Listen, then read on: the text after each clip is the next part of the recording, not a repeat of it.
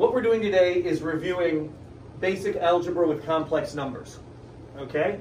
So complex numbers we went over yesterday where they came from. Square root of -1 has to exist, and it has to be at a 90-degree angle to an x-axis. So this creates a complex plane, which has to exist. Again, if you're going to introduce the whole idea of negative numbers as being a 180-degree turnaround from positive numbers, you have to account for all the angles in between 0 and 180. That creates an y-axis and a negative y-axis. Not the same as a y-axis. Stop inventing graphs. Between, there's more coming up. Between, when you have x versus y, they're unrelated to each other. These I values, though, they're the square roots of these negative x's.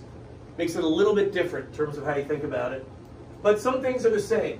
The general form of a complex number. Complex numbers are often labeled z.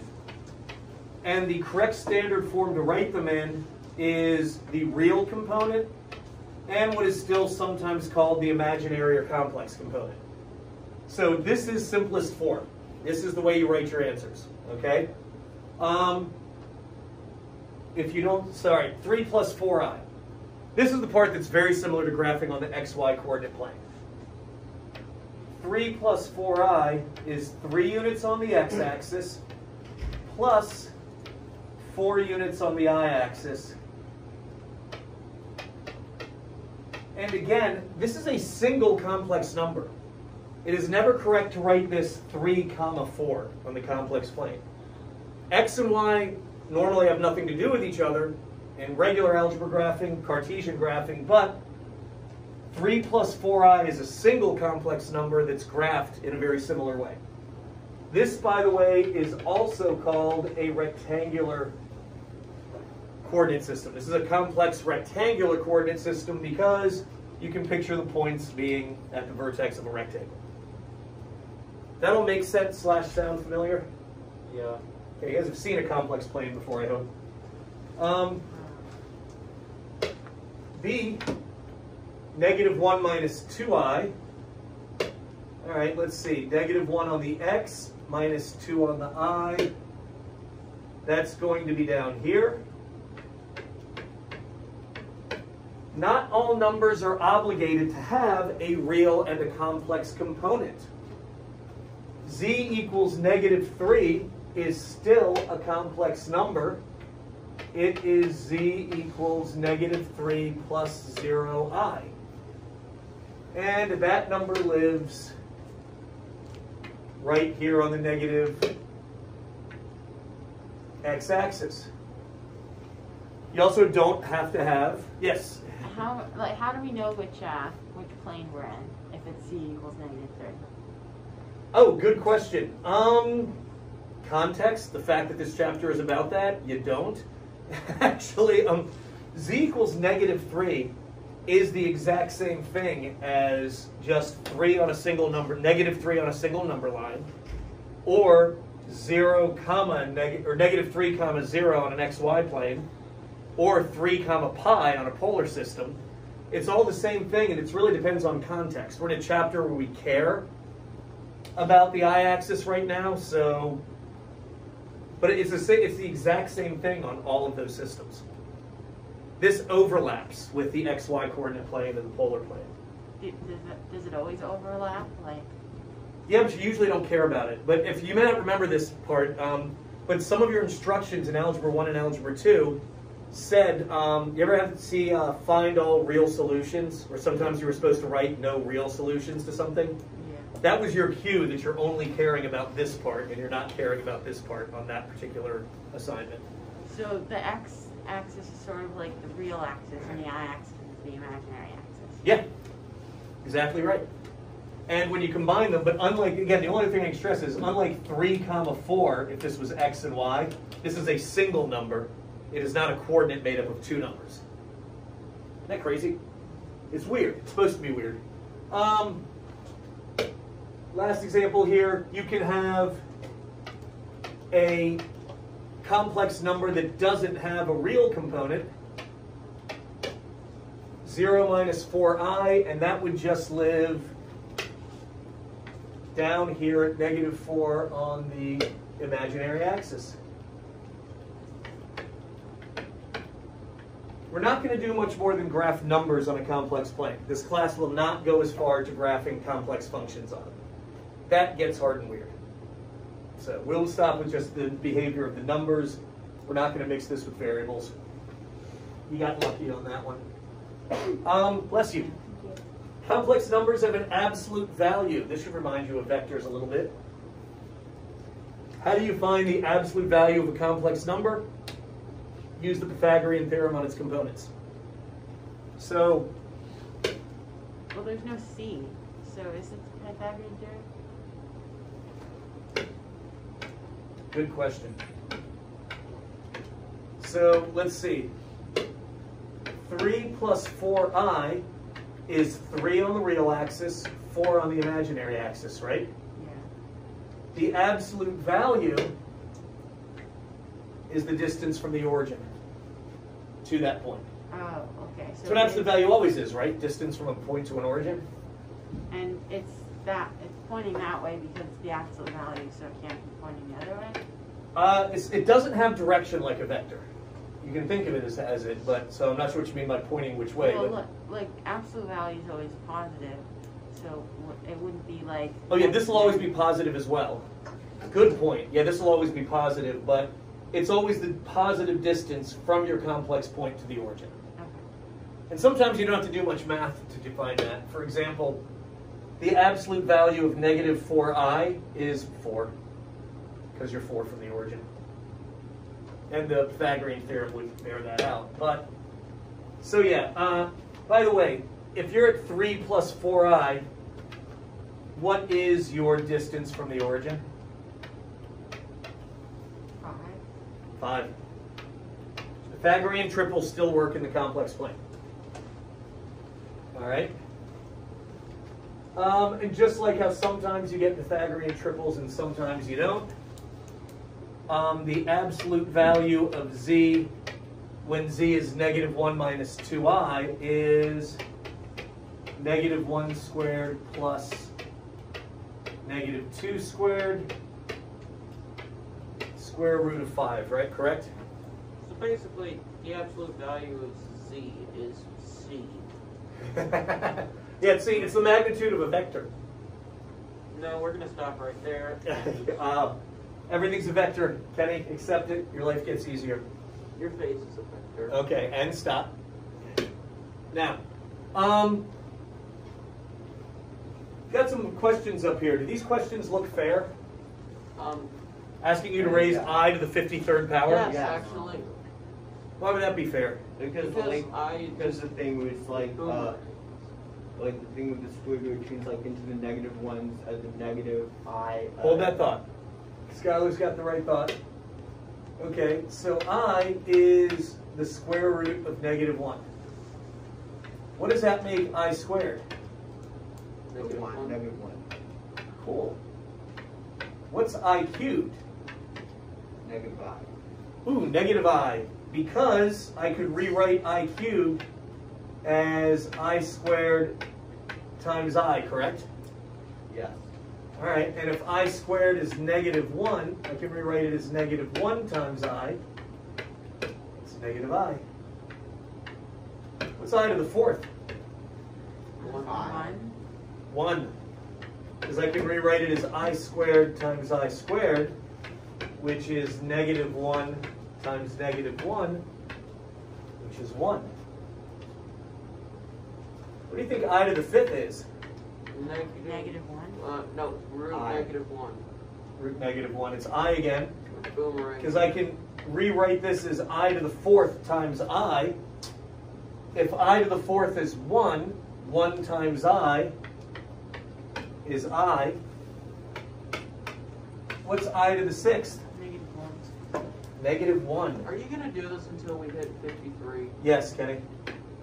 Okay. So I to the 4th is 1. I squared is negative 1. So that's negative 1. No, I'm not going to continue with that far. You need But a cutscene. this will, I need a montage. This will repeat in cycles of 4. So that just means I to the 53rd power is I to the first power, which is I. Okay, hold that thought a sec. Let me just finish this up through 8. I to the 7th is going to be the same as I cubed. And I to the 8th is going to wind up being the same as I to the 4th, which is 1. So what Kenny's noticing, I believe, is that I to the 53rd is I to the 52nd times I. Take the nearest exponent that's divisible by 4. Okay, you can basically take that out. Because every 4th power of I to the 4th, I to the 8th, I to the 12th, I to the 16th, is equal to 1. So I to the 52nd power is equal to 1. So it's just 1 times I, which is I. Yes? But you said that earlier, I to the 3rd is negative I. Oh, wait, no. Yep, I to the 3rd is negative I, but 52 is divisible by 4. So why is it negative I? Why is I cubed a negative I? Yeah. Okay, well, am I allowed to write something cubed as that thing squared times itself? Yeah. Okay, did we say I squared was negative 1? Yeah. So if I squared is negative 1, then I cubed is negative 1 times I, which is negative I. Where's the square root then? Square root of negative 1? Yeah. The square root, if you see I, there's automatically a square root kind of baked into the I. Okay. This symbol includes the square root. Okay. Another way to look at this, by the way, is that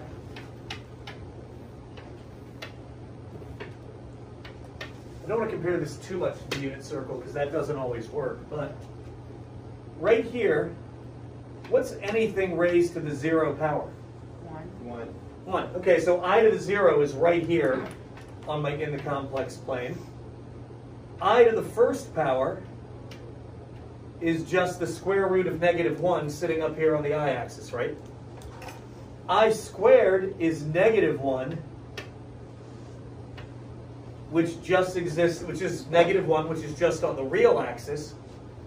I cubed is negative I, which is down here. If I go again, I get I to the 4th, I get back to 1. It's going 90 degrees each time. Multiplying I is a way to rotate a vector of unit 1 90 degrees. Every time you multiply by I, you're taking a vector of length 1 and just spinning it 90 degrees. It's kind of That crazy. makes sense because they're perpendicular. Yep. Yes? You're not going to give us like values and say all answers must be between I to the 4th and I to the 6th values or something, are you? You're worried about like solving trig equations between 0 and 2 pi? Absolutely That won't happen. going to do That won't happen this time. Okay, some basic complex algebra. It's mostly like regular algebra, except when it's not. So a couple of little exceptions we got to keep an eye on. Simplifying expressions with addition and subtraction, that's just combining like terms. Okay? By the way, if I have a plus sign between parentheses, and I don't have a coefficient outside the parentheses, and none of the parentheses aren't being raised to a power, are those parentheses really doing anything? No. Now, someone's going to drop them. 5 minus 3i plus negative 2 plus 4i. All right, and now I'm just going to combine the like terms. I got a number, I got another real number, I got an imaginary number, I've got another imaginary number.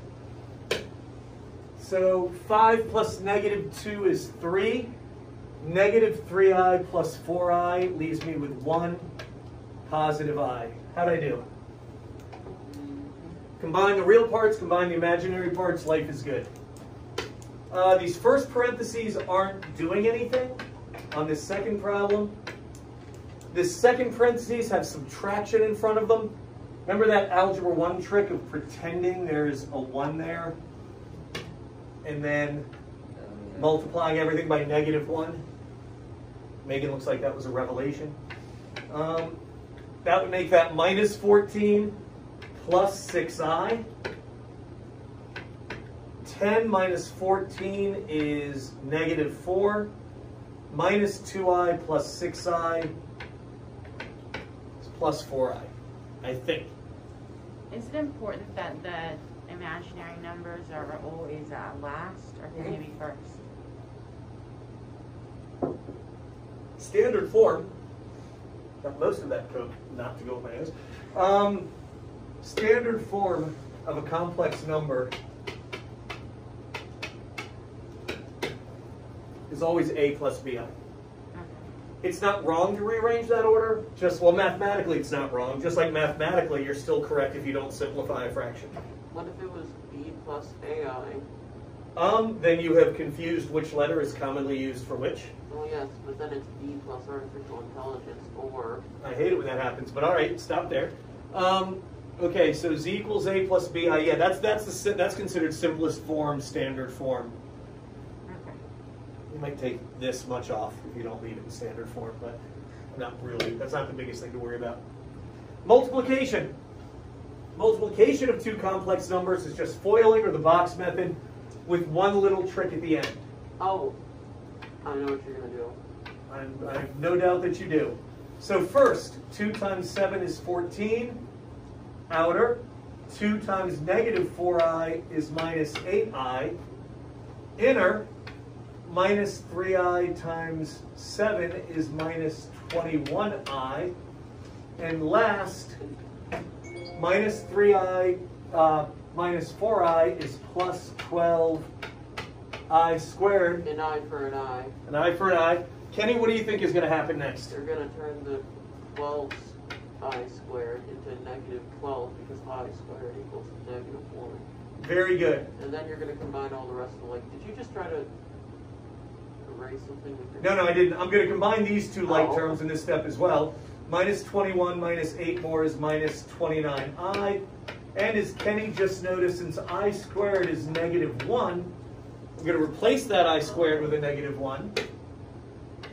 I think I've done this before, not in this class, but... I hope so. Are we gonna So have? negative 12 plus 14 is 2. 2 minus 29i is the final answer I'm getting. That's going to be fun to graph. I probably won't ask you to graph this one. Yes? Are we gonna have to turn negative ones into I squareds and stuff?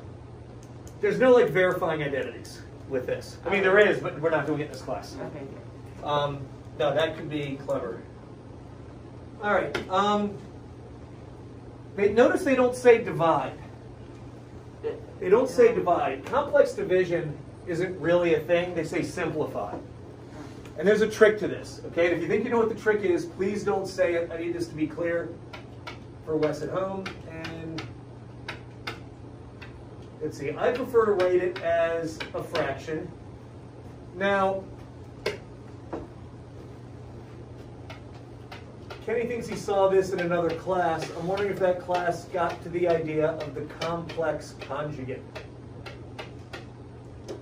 No. Now, complex conjugate? I know the Sounds like name, English don't know what it means. Okay, good. All right. A complex conjugate, if you're given A plus BI, the complex conjugate is A minus BI. For our purposes, I'm going to say the complex conjugate is whatever you would multiply a complex number by to get rid of the I part, to get rid of the imaginary part completely. Okay? So for example, the complex conjugate of I might just be I. It's whatever you need to get rid of the complex part. Okay? So- Whatever makes it go away. And the factoring pattern that helps us with this, the algebra that helps us with this idea, is if you have A plus B times A minus B, does anyone remember what this always gets? A squared. Minus b squared. A squared minus B squared, difference of squares. So if you do this with two complex numbers, if you have A plus BI times A minus BI, you always get A squared minus BI squared. I squared is negative 1, the I will go away. So just A squared plus B squared Yep, equals C squared. Not in well, not yet. Not in this case. So here's how this will play out. On a simple complex conjugate just gives you the Pythagorean theorem. If that helps you think of it, great. Right, but so for 1 minus 2i, the complex conjugate is 1 plus 2i. Now, I'm not allowed to only multiply the bottom of a fraction by something. If I'm going to multiply the numerator by something, I have to, sorry, if I'm going to multiply the denominator by something, I have to multiply the numerator by the same thing. And I have to distribute in both cases. So in the numerator, foiling again, I'm going to get first gets me 5. Outer gets me plus 10i. Inner gets me minus 3i. Last gets me minus 6i squared. On the bottom, difference of squares factoring pattern, I'm going to get 1 squared minus 2i squared. Any questions so far? All right. So this is going to be, let's see, that's I squared is negative 1, so that'll become plus 6. So I'm going to get 11 plus 7i over 1. 1 squared is negative 1, times 2 is negative 2. Subtracting negative 2 becomes plus 2. So I'm going to get 11 plus 7i over 3. Yes? How did you get from 2i squared to 2? What's I squared? 0. Now I squared is negative 1. What's negative 1 times 2? I thought you squared 2. You're right. Sean is correct. I am wrong. I'm going to show another step here. This is going to be, I'm going to show it this much. See, that's what happens when I rush. Sean, is that correct now? Yeah. The 2 squared is 4. The I squared is negative 1. 1 minus negative 4, that should be 5, right? Thank you. Okay, we're not quite done. Give me one more step here. Does this look like A plus BI? No. Does on the top, not on the bottom. But we're allowed to split a fraction with addition or subtraction in the numerator into multiple fractions with the same denominator. So if I rewrite this as 11 fifths plus 7 fifths I, it's the same thing, and now does it look like A plus BI? Okay, this is what fascinates me about dividing two complex numbers. Is there any division here? No. All right, so we didn't do any division. It's really more like rationalizing the denominator than anything else. You have to find the complex conjugate of the denominator, which will make all the i's go away at the bottom, and change it, simplify it into A plus BI form. That is what complex division between complex numbers looks like. Doesn't look like division at all. It looks like rationalizing a denominator. Yes? If that 11 was like a 10, could you get rid of the 5 and just make it 5? Yes. You are always expected to simplify your fractions at the end. But these tend to have kind of messy looking answers. Can you do that with the same if like the 7 was 10 or 5? Yeah. Yep. You would be expected to simplify both of these. Okay. It is pure coincidence, Sean, that I picked an example that had 3 prime numbers in it. That cannot be simplified. Alyssa, you had a question on some part of this? It's good now. Okay. Let's see what else I was going to... Ah. Oh, God.